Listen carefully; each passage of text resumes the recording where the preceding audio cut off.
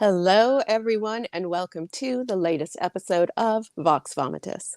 I'm your host, Jennifer Ann Gordon, the author of the award-winning novels Beautiful, Frightening, and Silent, Pretty Ugly, as well as the recently released Japanese box. Joining me today, as always, is my Vox Vomitus vixen, Allison Martine, author of The Bourbon Books, which includes Dibs Since September, Move on Melinda, and Climb the Salmon Ladder. Joining us today you're in Canada, right, Nisha? Mm-hmm. From Canada, Nisha Tuli, author of a million books, but today we're going to be talking about Heart of Night and Fire. We're also going to be talking about the fact that, Nisha, you recently won all of publishing. Mm-hmm. You won publishing. You're now living the actual dream, so we're going to have to cover that as well. So, Nisha, welcome to Vox Vomitus. Tell our viewers and our listeners a little bit about you and a little bit about Heart of Night and Fire. A little bit about me. Oh man. Or a lot about you. It's hard to whole life story. Whole life story. Yeah. When whole I life was story. 2. When I was 2, I hit my head on a swing. And then Probably. I got dropped as a baby. Just that counts. I think we all got dropped as babies. Probably. Mm-hmm. I know I dropped my kids a few times. You heard it here first, ladies. I know. We didn't know we were going to get a confession of. I remember when my son was like 11 months and we were like visiting my parents and he like was crawling and they rolled down half the stairs. We were like carpeted softs and I was like, so freaking out. Also, he was fine, but that's on him. Like he went there. Yeah, he was 11 months old. He should have known better by then. By 9 months old, you should understand stairs. Yeah, exactly. Yeah. But luckily they're like only half, so like he was fine. But I remember I was like, everyone. Oh my god, my baby. But yeah, so I'm sure we've all been dropped a few times. Okay. Or rolled. I live in Canada, as you mentioned. I am a romance author, have been for the last few years. I come from I was an engineer in my first life. Smarty pants. I don't know. You can math. Math. I got out of there. Note to self: if we have math questions, we're going to call Nisha. Okay, now we have 2 people we can call. We could call Nisha and Paul Tremblay and be like, "Can you please?" Paul's a math teacher. Oh yeah, you should call him. Probably. People who can use both parts of their brain that shocks me because we expect you're like, okay, you math. You can't work. So it's a joke because then I ended up going like to journalism school afterwards, and it was the joke that nobody could do math, and I'd be like, well, I do math.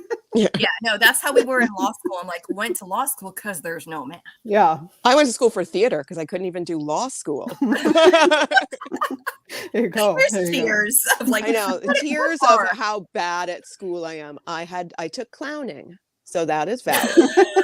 So Nisha, you noped out of the engineering and then you noped into journalism and then so I kind of noped into journalism and PR and marketing. I did for a number of years, and so like I was always doing like nonfiction style writing, like blog posts and social media and all that kind of stuff, which has been super helpful on my author journey. But pretty sure that's how you won publishing, because last I checked, most of us are going, we thought we were supposed to be writing books and should have been learning how TikTok works. I don't mind that stuff. Like I've never minded that stuff. So like that was definitely a big asset when I decided to self-publish, especially because it's all your fate is in your hands way more than it is with traditional publishing. Whoops, I dropped that too. Yeah. I know, like, I realized I don't know how to self-publish. Yay! So I mean there was and I don't know, I have 2 kids, they're 11 and 8 now, and if they fall down the stairs, it really is on them at this point. I hear you, because I've got almost 13, 10, and almost 8. So we don't have stairs, and there's a reason for that. So So are your kids a little mortified the fact that you write romance and are on TikTok and you're like TikTok famous? No, they're actually really super proud of me, especially my daughter. She's just like, she keeps asking me, like, can I read the books? And I'm like, not yet. You're a little young. Not yet. I'm like, is your daughter the 11 or the 8-year-old? My daughter's the older one. So she just a couple more years. I know. I'm like, there's kissing in them, and she's kind of like still in that. Kissing is gross, but I'm like, I don't know how much longer you're gonna feel like that. Pretty soon she's gonna be like, I want to only read about kissing. Yeah. No, they're super proud of me. Like even if they don't really kind of get all of it, but they're just like really excited about it. And my son knows every title and every like it's. Hey, he's it's pretty really cute. He's a super It's fan. pretty cute. Yeah. I don't think my husband knows all the titles of my books. The fact Well, that last year his teacher said to him, "Oh, I read your mom's book on the weekend," and he came home and told me that, and I'm like, "What do you mean your teacher read my book? Like, how does she even know I have a book?" Like, what? I love that. Oh God. I know you're. See, like I would always just have to immediately go, wait, which book? Like, I didn't even want to know. I was just like, at that point, you just say thank you and put on the biggest smile you can and go, please don't call me in for a call. I always joke, I was like, I don't care if a million strangers, I want a million strangers to read it, but the people I know, like just you can be supportive without worrying too much about exactly. It's like I do not want my mother to even accidentally open one of my books. Oh yeah, my mom. And I don't really write steamy anything, but I do swear a lot and write about a lot of weird things that she just doesn't need to know about. No, you don't. Yeah, because you don't really. Yeah, and my mom has definitely read some, and she has texted me about it. Oh, you're such a good writer. And I'm like, oh, mom, just like put the book away and just keep it on the shelf. It's nice. The worst is my mother-in-law actually, who keeps like telling me she needs to read one of my books. I'm like, you really don't. I'm like, you really don't. Like, she's like, well, my friend said she couldn't believe I hadn't read any of your books. I'm like, it's okay. I know that you don't read books like this. It's fine. Like, this is why moments like this is when I love the fact that my husband's family is Russian and they don't speak a lot of English. Yeah, I don't think your mother-in-law speaks enough English to read your book. They buy them, and I love that. That's I'm like, you can buy them. You can be happy for me. You can be like really supportive and like that. That's all I need. I do not need you to read them. Buy them for your friends. Yeah. Keep them away.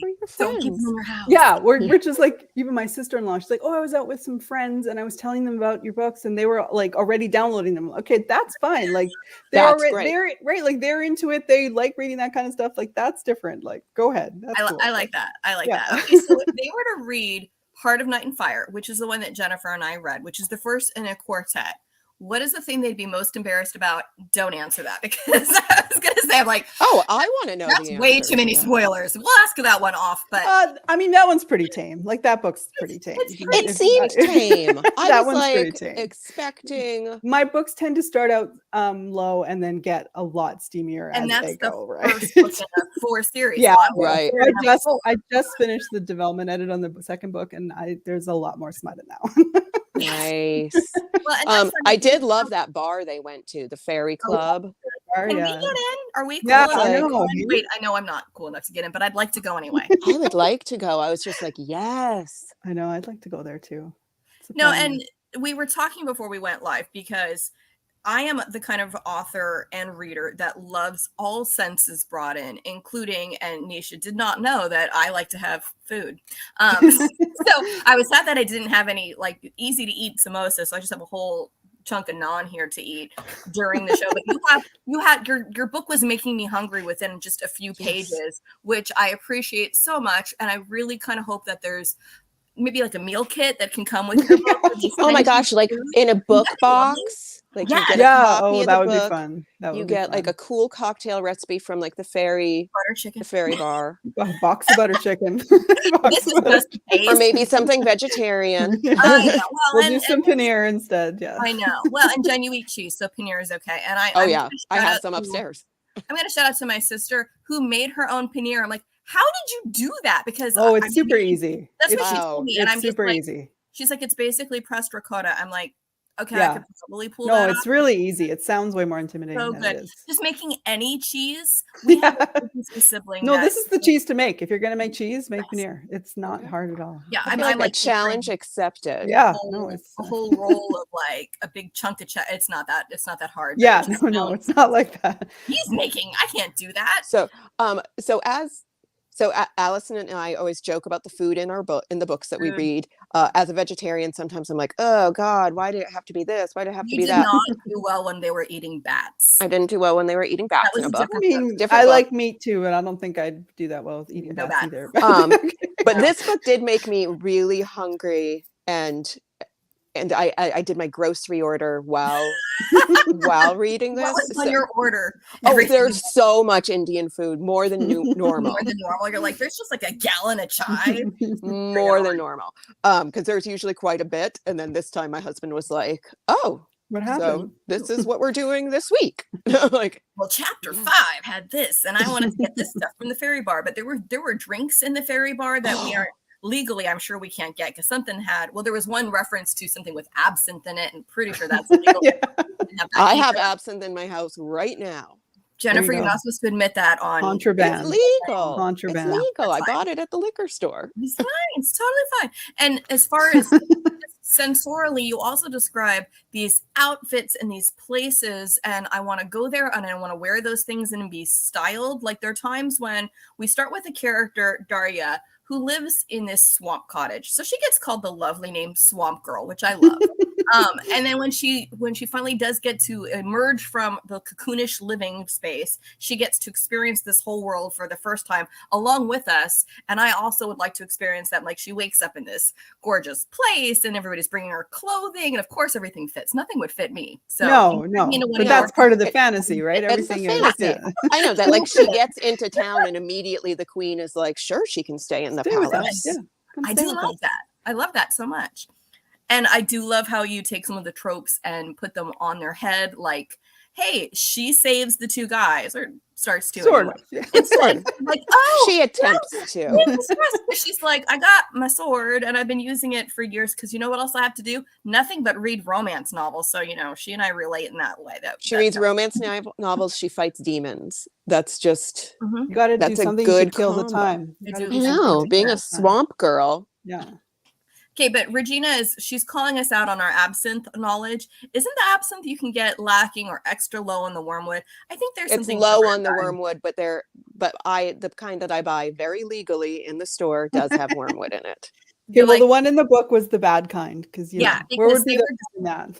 Yeah, they were describing what happened afterwards in terms of like, whoa, we were. They were a little hungover the next day. Yeah.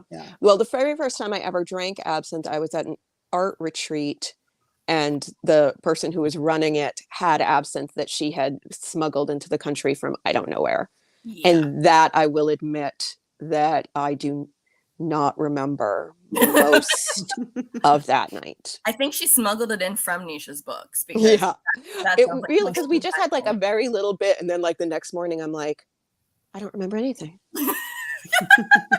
It's supposed to make you creative, not knock you out. Okay. And Regina says 3 cheers for the bad kind. Yay. And I agree.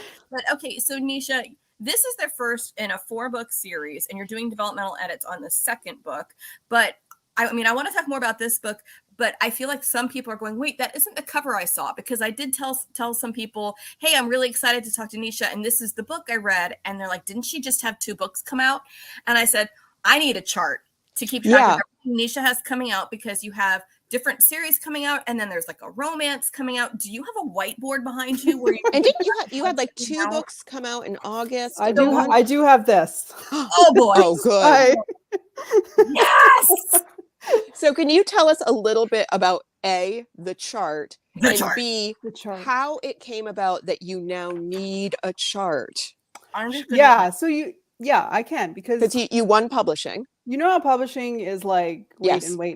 Yeah. So like I wrote Heart and Nine Fire is the first book I wrote back in the summer of 2020, when like it was COVID and my kids didn't have activities and my husband wasn't traveling and I was working at home, and I was like, I got more time than I've had in years. And you keep talking to yourself about this book thing, and I'm like, you're not getting any younger. Like, just like do it. Like, just do it. Like, what other, you've been handed an opportunity here to do it. So that was I wrote that book. It was super fun. I loved it. And I didn't really know about self-publishing at the time. I didn't really know that was really a thing. I had never explored that before. Yeah. Who did? Like I didn't really know that I got my books from the bookstore. Like, and I queried for an agent, and I signed with one fairly quickly, which was really exciting. And then that book went on sub like early 2021, and it sat on sub, and it sat on sub. And I kept writing books because I was like, everyone's like, keep writing the next book. So I was like, okay, I'll write the next book. It's so much easier said than done when you're just like, how can I write a new book when I constantly have to be refreshing my emails to see if Yeah, anything I is know, happening with that totally. book that's just like out in the wilderness? And then just to clarify, was the book that you signed with your agent for Heart of Night and Fire, or was it a different book? Okay. No, it was with Heart, Night of Fire. So that book went on sub, and it was at that time it was actually YA. It was way more YA than it is now. And then I started writing books, and I don't know, I got like possessed of a thing. Like I was just like, I'm going to make this happen. Like I'm just going to keep writing. I'm going to keep going. I'm going to make whatever I can do. Like I don't know. The muse had you. It had me, and I was like, Yeah. I'm just gonna. So I kept writing, and nothing was happening with my book on sub. I wrote a rom-com that also went on sub in 2022, and nothing was happening with that either. And I'm like, enough with this. Like, I'm gonna self-publish something. Like, enough with this. Like, enough with this waiting. I have all these books, and I was sitting on, and I was writing like fantasy romance that I knew TradPub wouldn't be interested in, like the Fae romance, like that. Like they weren't buying books like that, and I was like, they're not going to be interested in this anyways. Like, but I know people who are. Right, but but it was like blowing up on indie, and I'm like, okay, well, I think I can do this, and like I went a deep dive. I researched everything from top to bottom on self-publishing that I could get my hands on. As I mentioned, like I had a bit of a marketing background, so like that really helped me.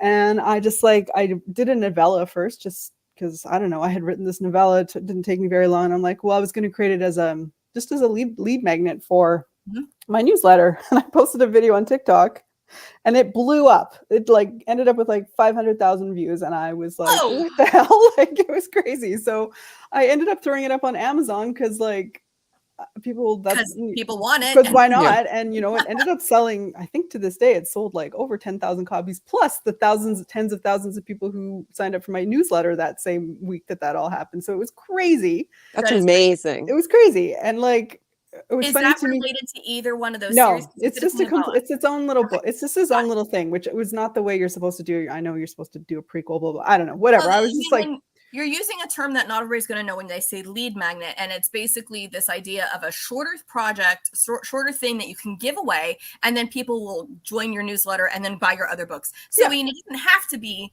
but I know that people talk about me doing it for my romances. I'm like, I wouldn't know what to do because my first book, if I did anything before that, it wouldn't have the right people, and it doesn't work. So I understand. It's just a little. Basically it sort of introduces you to my style of writing, and right, like it kind of and that worked then. So then I ended up publishing a longer, like a full length Sleeping Beauty retelling in like some summer of last year, 2022. Yeah, we're in 2023 still, right? I literally was just about to say, what year is it right now? Yeah, because sometimes I'm like, is last year still 2020? I don't know anymore. 2020 is still going for a lot of it could be. And then like that one was gonna be a duology, but right now it's on the back burner because then I ended up publishing Trial of the Sun Queen in November of last year, and that one hit its mark. It did well from the very beginning, and then it was chugging along, doing really well. And then in the meantime, an editor had reached out to me because he had read one of my other books, and he was like, we're starting this new imprint, fantasy imprint, and we'd like a few authors to sign with the announcement. He's like, are you interested? Are you working on anything? So I sent him Heart of Night and Fire, and I was like, well, I've had this book on sub for 18 freaking months. Like, what do you think of this? Please say yes. So then he was like, yeah, we love it. We'd like to offer. So is that Second Sky? Is that the one? Yeah, that's Second Sky. So I was looking at your thing and seeing what was published where, because it's kind of all over the place. I'm like, I know Second Sky, but so it's a fantasy publisher. Yeah, so it's BookTok is the main publiber. Okay. And then Second Sky was the fantasy imprint that they started last year. Nice. And they're mostly digital publisher, but they have really good, like they had great numbers. I felt really confident. Like they published Frida, what's her name, the housemaid. Yes. Like she's with BookTok, right? Like, and it is massive, right? So even though they're digital, it's seem not really less than. Yeah, everybody.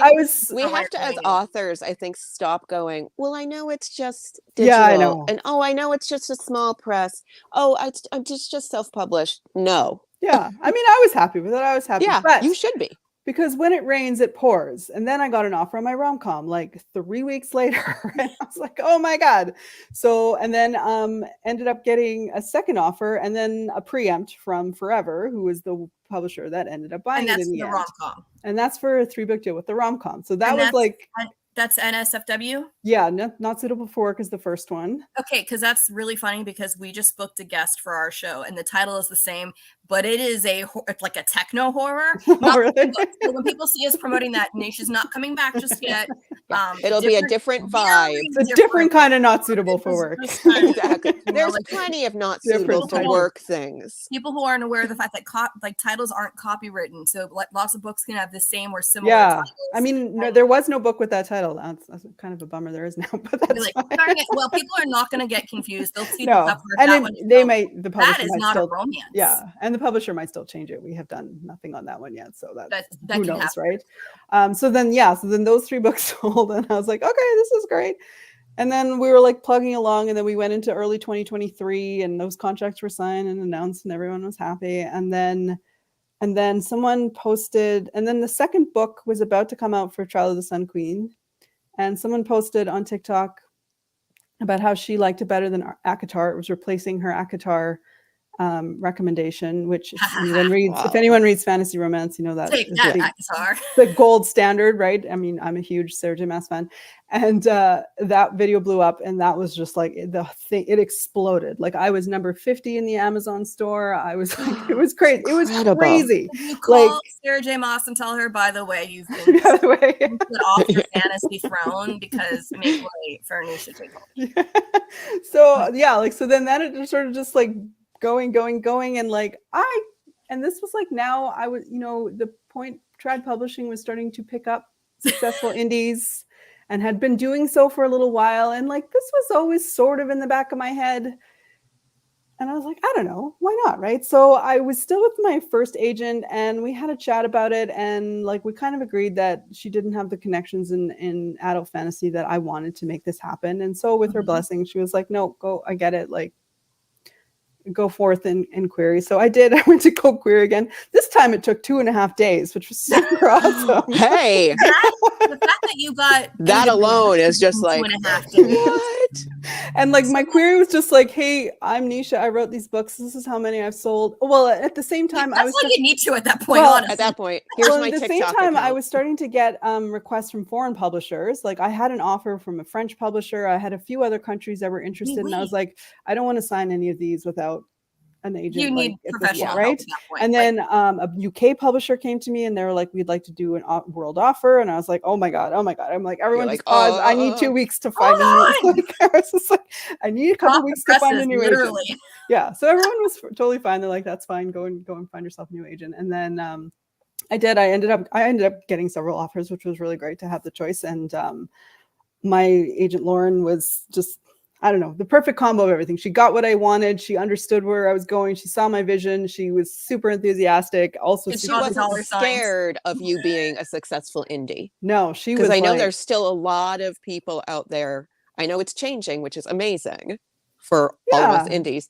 But there are still some people who are like, oh, you've been indie. Yeah. Oh, you're self-published. Yeah. No, people she understood. And I would say, like, I mean, obviously the agents who were all interested understood like what everyone could start seeing the writing on the wall, because like a lot of this was being in the right place at the right time, right? Like suddenly was the moment. And I was fortunate compared to a lot of my indie counterparts in that I had been in the queer world. I did sort of understand the trad side. Like I know for a lot of indies, all of that can be kind of terrifying. They don't want to go anywhere near it for like lots of good reasons, but because it can be crushing and demoralizing. Yeah, exactly. And like lots of, but like and it's slow. I already felt comfortable with that, so I like because you started there, and then you started there. I went the other way, and then I've gone back, and and I envisioned myself continuing to do this throughout. It's a dance. Yeah, and go. So then, Lauren hit the ground running. I kept saying to people, I'm like, I need someone who can keep up with me, and I could barely keep up with her. So we just like, and so hence the chart. The chart is like, That's all you have to send to an agent. Can you manage this? Yeah, can you? Well, and that like a couple people were like, "This is amazing, but I can't take this." Basically, like that was kind of what a few people were like. Like I'm like, okay, fair and enough. honestly, Like, you can't blame them, and especially no, that's fine. And I don't want you to try if you really and don't. you don't feel want like somebody who's going to drop the ball on who's you. gonna, yeah, That's exactly. a lot to drop. When in like less than a year, you've had off like multiple book deals. I mean, Yeah, you need somebody yeah. who's still drinking coffee, who's like, yeah, who's still well. And so then the other book deals were also kind of not a problem, but because all of them have an option clause, all of them have a competition clause. I had sold my audio, which was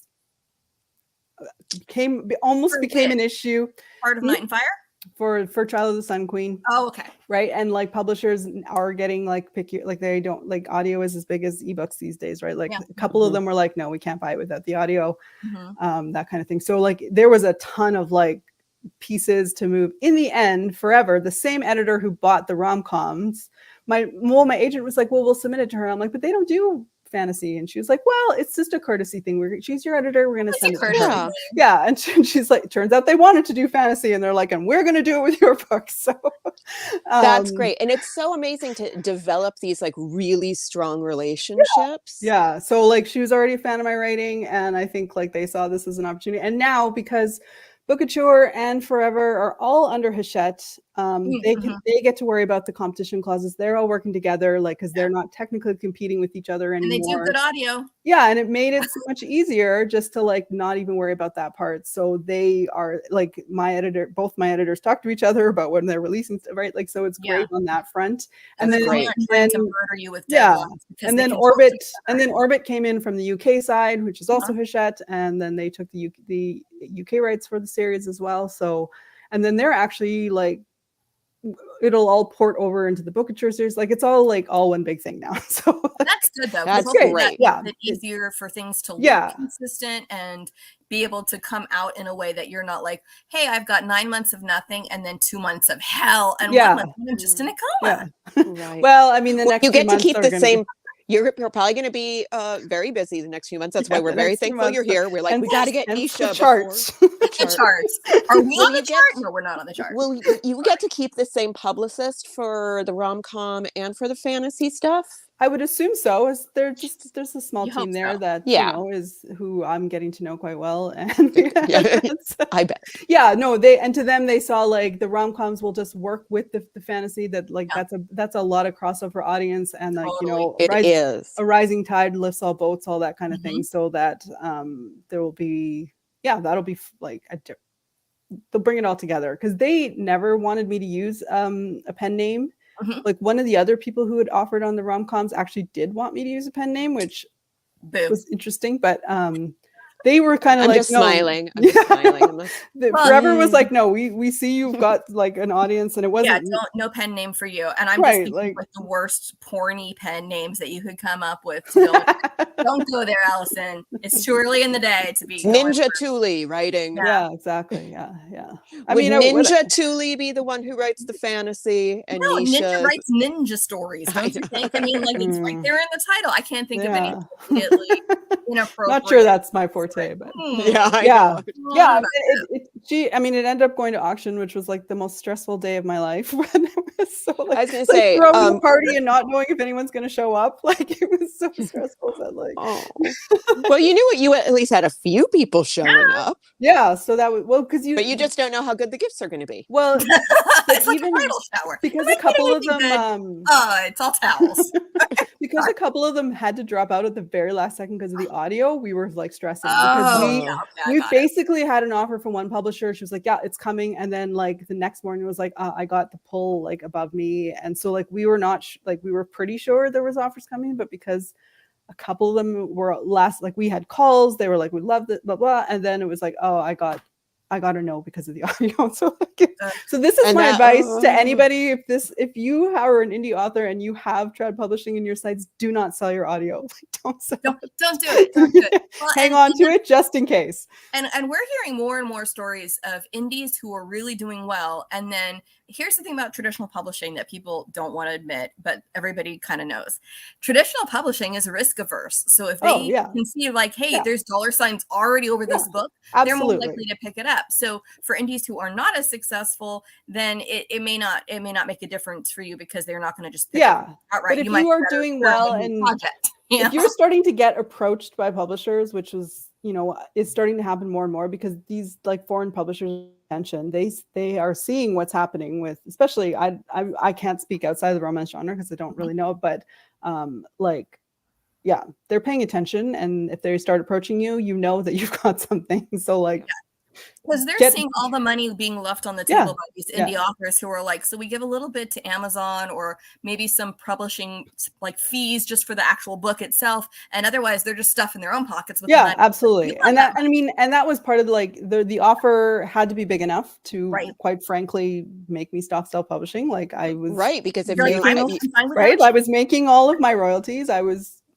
doing very well, and I was like, it has to be big enough, because part for me is like I wanted to be traditionally published from the beginning. Like that was how I went into this. And like tradition, like I want my book in the bookstores. Like they can do stuff that you can't do on your own, right? Like this is Allison and I say that exact phrase all the time. We're like, so Allison and I met feels like a million years ago now, because we were both published by the same small press. That small press ended up going belly up.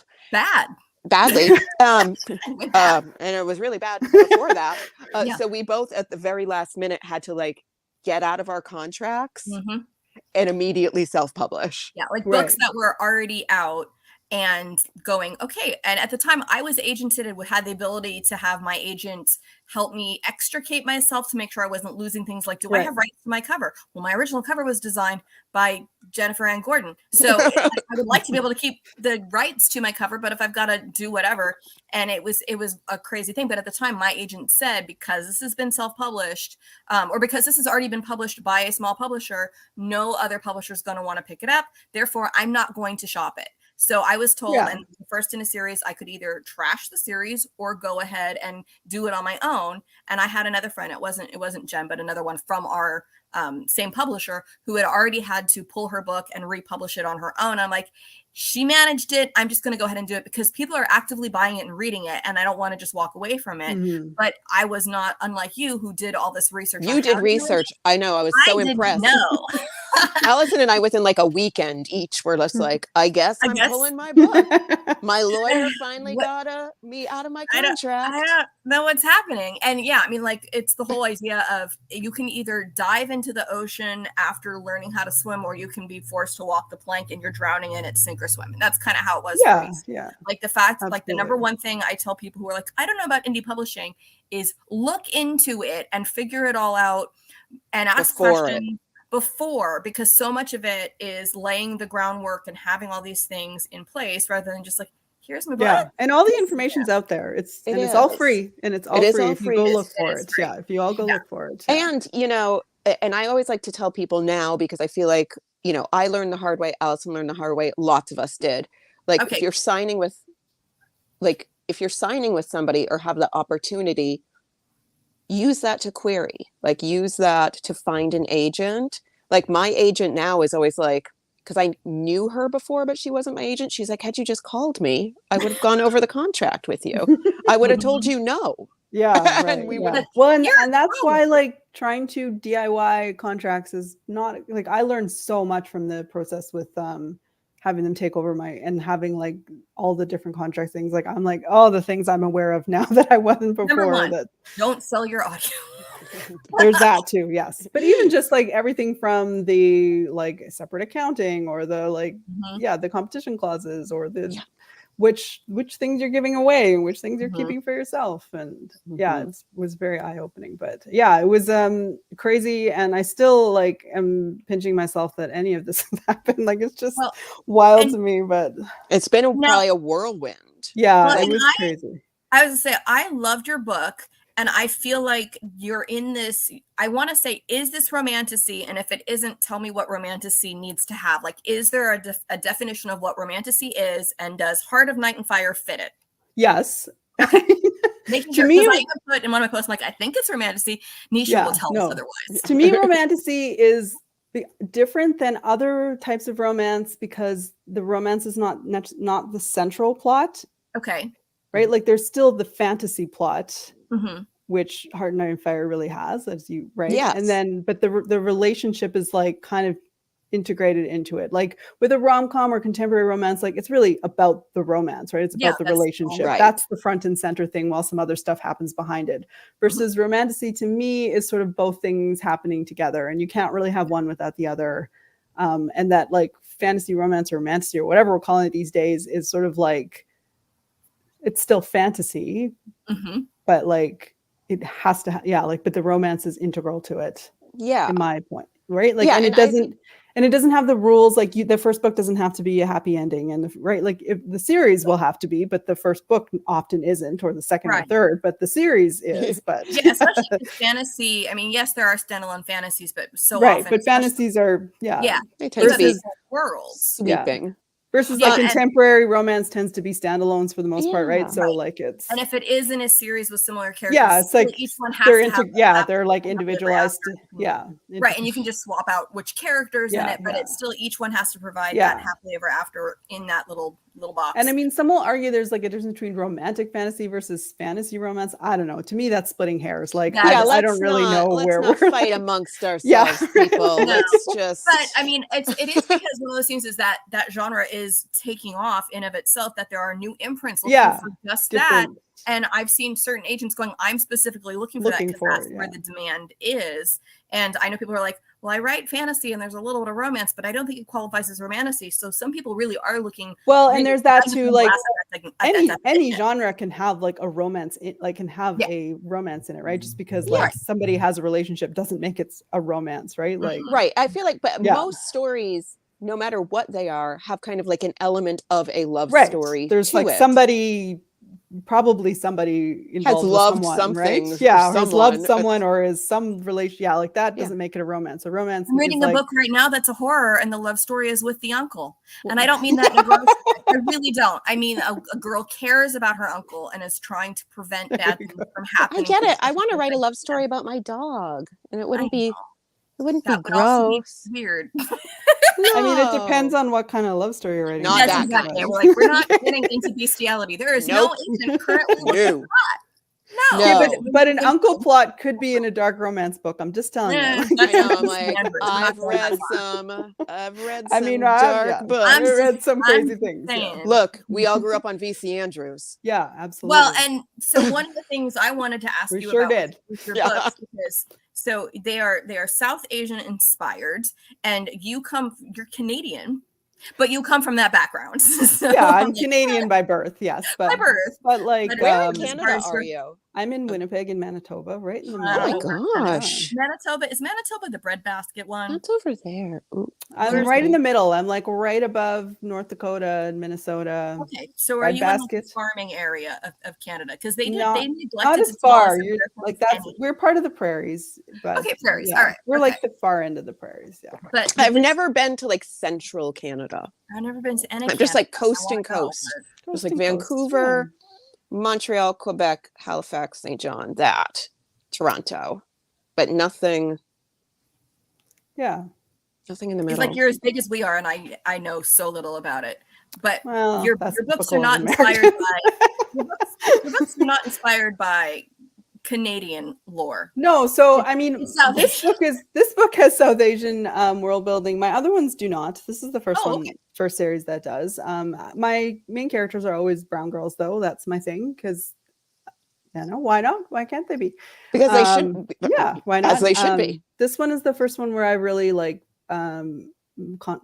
put this much into it. I don't know. I guess like when I first started writing it, it was there really was not very much. Like this was like the time when Black Lives Matter was happening and publishing was suddenly like noticing that it was there are other very people. White, right? And like I had started writing that book and I wrote it with a white girl. And I suddenly was like, what the hell am I doing? Like, why am I doing this? Because this is all I've read, right? Like this is every book that I've read.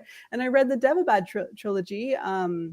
And that was when I was like, wait a minute, I could do this. Like, She could look like me. yeah. So I mean, obviously that's not the same region, but like the same idea, right? And I was like, wait a minute, I could like. So I went like down a rabbit hole of like researching Hindu and South Asian mythology, which was sort of like cathartic for me in a way too, because like I grew up in Canada.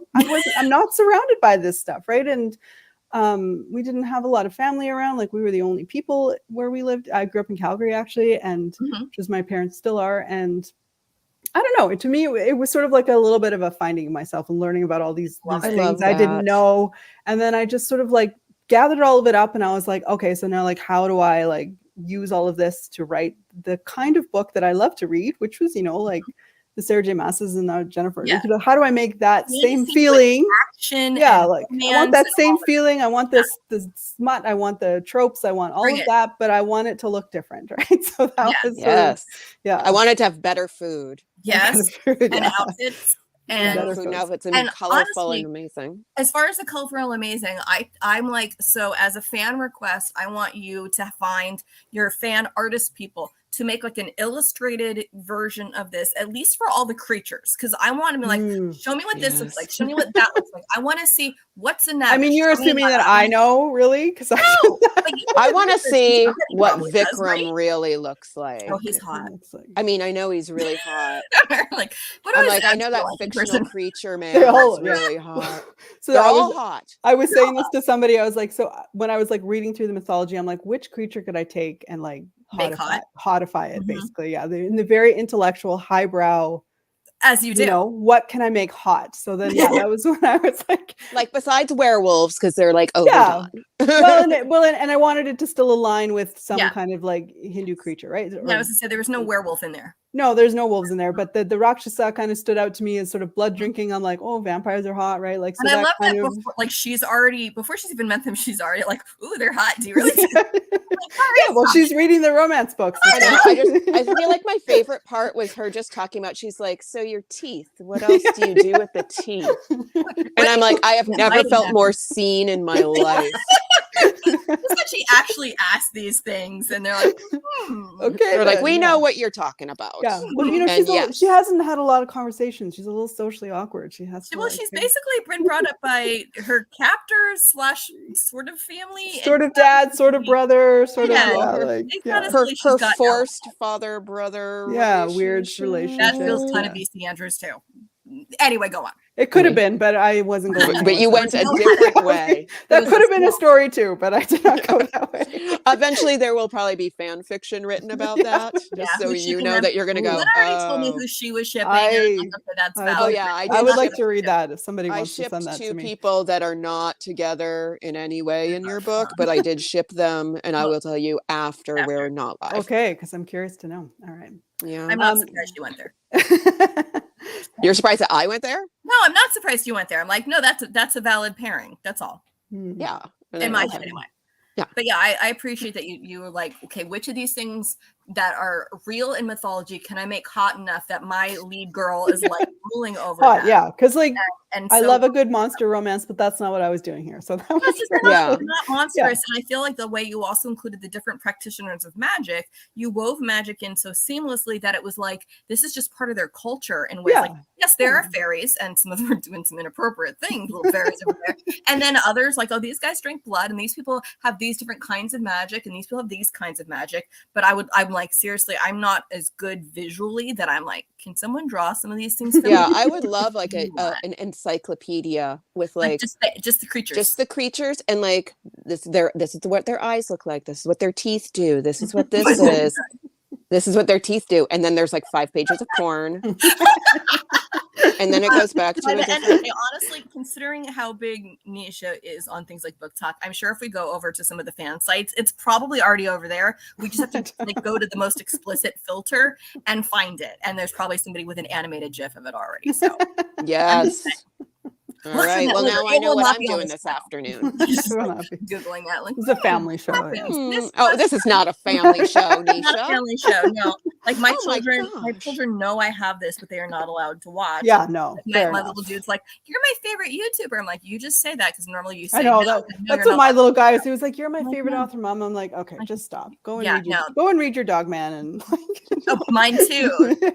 Like read your Dog Man, and for whom the bell tolls, or all the Dog Man titles. I know, I love the Cute little titles. For puns, whom the but- ball rolls. For whom the ball rolls. That's right. That's right. That They is so all stinking silly- cute. I love Yeah. all the titles. They're all They're very like, "Hey, my hilarious. child is reading. Just Yeah. take it. I'll take it."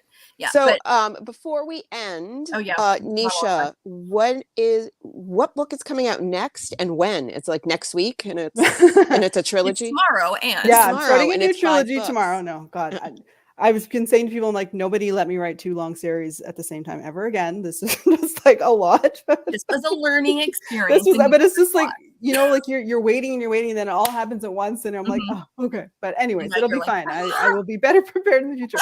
You have a chart now. I have my chart. The next book is the second book of Heart, Night, and Fire, which will come out in February. Okay. Okay. And then the next one will be actually in June, which will be the third book of the other series. Okay. Is that the Trial of the Sun Queen That's series? the Trial of the Sun Queen series. So are and 2 of those already out? 2 of those are already out. Yeah. Okay. Both series will be done by the end of next year. Wow. That's like indie fast, but Yeah, for publishing. yeah. That's Well, like the worst of both worlds. The worst of both worlds. The speed with which Forever has turned this around was astonishing to me, because you always hear, you sign a contract and it takes 2 years for books to get into print. Like, not if they don't want to, apparently. So they can speed it up if they're like, they look, can be we've faster got if they want to. Yeah. So like, well, and I feel like especially with Romantasy, because it's hot, they recognize and that was part. They were like, this is hot right now. We don't want to have a break in between. We want to keep even when we switched the ebooks over, like they just like one day we decided I would unpublish and they would like take it was like all like from one day to the next. So there was no break in between. There was no break. That's and amazing. then like I unpublished the paperbacks, and there's still a few selling because I think Amazon prints them and they don't. They just keep them. So those are still doing, but then like the paperbacks are almost, there was a bit of a delay. They were supposed to, they redid them in like gold foil and all this pretty stuff, which I can't wait to see. But they were supposed to come last week, but there was a bit of a delay. So my editor actually just sent me an email with a image of a video of it on it. So I guess they've got them now. Exist. So they exist. And then the UK ones, like I already have they already sent me my proofs. Like it's coming out in October, and they've already sent me my 2 big boxes of books. So like they have been like moving heaven and earth to get these. And then they understand. They understand. And then the third book got delayed for so many reasons, because like being realistic. So like I was a bit worried about that, but people have been very understanding, and I was just like, I'm sorry, you're just gonna have to wait a little bit longer. But you're not gonna have to wait as long as you normally would. Right. And because they're doing the fourth book, like the third book will be June and the fourth book will be November. Like there's really, I'm like, the overall timeline really wasn't that different than what I was planning anyways, right? So it's fine in the long run. So that part is good. Yeah, they've been moving like crazy. So yeah, all of them will be done by the end of next year, and then you're gonna sleep for a year. Then she takes 1 year off. That she literally. I still have 2 rom-coms I got to write too. So.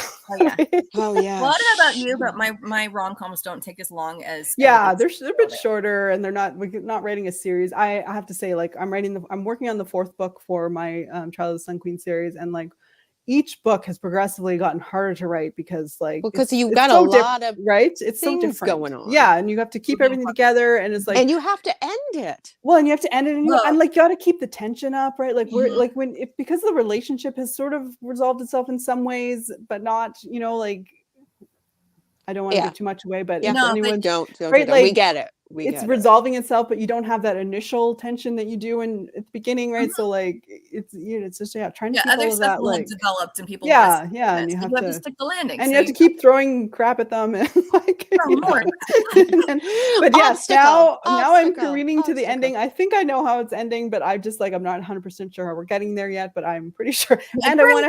And I want to have book 4 written before book 3 goes to print, just to make sure I didn't mess anything up in terms of like continuity. So Oh it's yeah. just Make sure you're like, yeah. oh, I need to No. quick change something in 3 because once it hits print, you can't go like, oh, just kidding. Oh, just wait a minute. Just kidding. That was a dream. Or I'm going to have to come up with something very clever in the next one to They explain were it away. twins the whole time. They were twins. Yeah, they were triplets. Did you not know? I know. And then, And like, then oh, no, she twins woke doesn't up. work. And then And she we're woke not up. doing- And she was in Dallas Could the you whole imagine time. the number of Yeah. 1-star reviews I would get for that? Oh my Yeah, god! they I would. know. It was all And you just- would have already had all your money, so you'll be like, too bad. You're like, all right, I'm writing the next That's- thing. See you, Nisha, that's suckers. me. And you're like, remember when I said I didn't want a pen name? I'll take one now. Bye. To start a new series and have hope.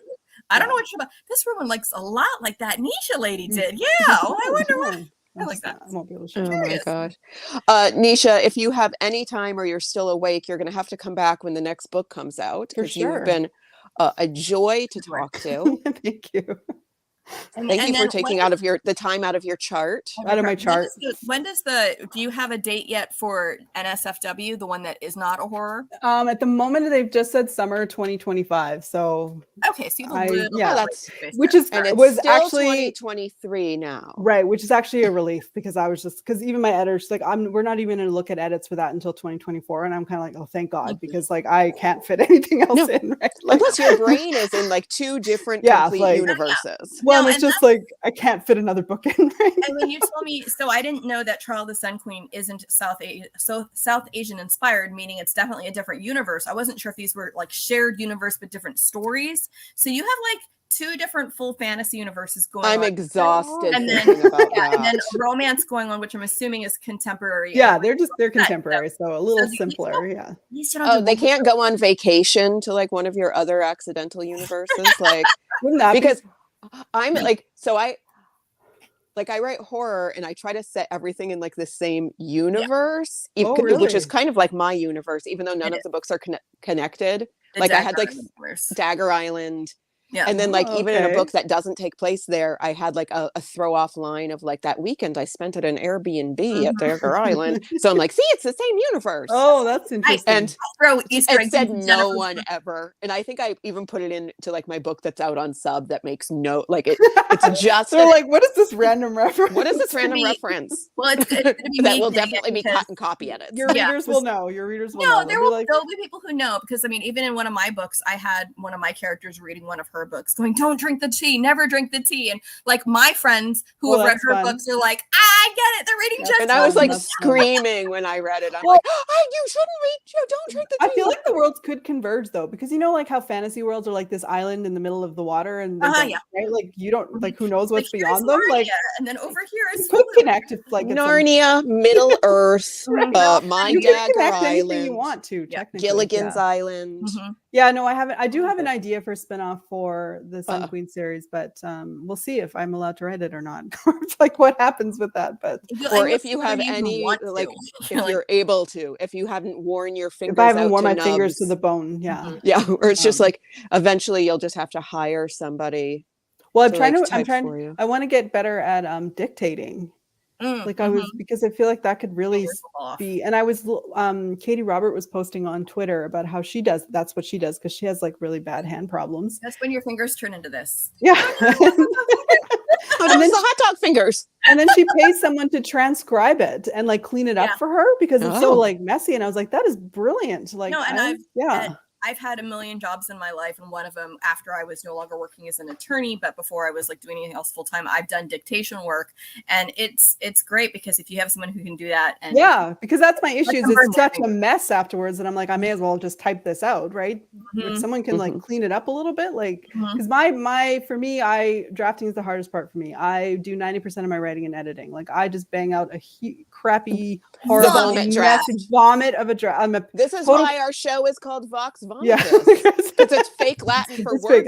vomit. Vomit I'm a draft. pantser. I don't plan anything ahead, right? Like it just You like, are our people, Nisha. You are complete our mess. So people. like I know. I feel like every time I cheer when somebody's like, I'm a panther, I'm like, yes. I another feel like one for the my team. agent somewhere is Is mad at you? screaming. She's like, no, I That's thought you just said you were going to outline. I lied. If you want me to outline, I will write a worse book. I promise you that. If anyone wants agreed, to try and agreed. make me write it out, or there will be no book because I'll just stare at the screen and feel I've nothing. been, yep, and I've been I feel forced nothing. to do I'm outline. dead inside. It is. I've tried. You I've should- tried to here's- plot, and it's so boring. Here's the trick. Don't tell anybody. You write the book, and then you pull the outline Right. from the Yeah, book, totally. and you just don't Absolutely. show them the Yeah. book. No, 'Cause that's or what I what got to do. Or you just write a nonsense outline, and honestly, they're gonna forget anyways. I know, totally. The worst Then you is just- when they're like, we need like synopsises of the other books, and I'm like, oh God. You're I like, how don't would I know what I those are don't about? know. Do you know what's gonna happen? I don't know what's They gonna happen. haven't done it yet. How am I supposed to write it? Exactly. Well, I make something up and Remember- hope that it will be.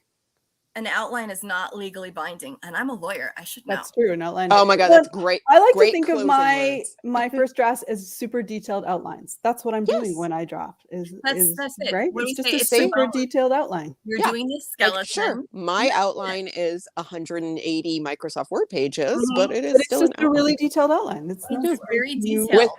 with details that nobody cares about. Yeah. with things well. that you're gonna have to cut later. That's My fine. That's my just dogs writing. are going crazy right now. Okay.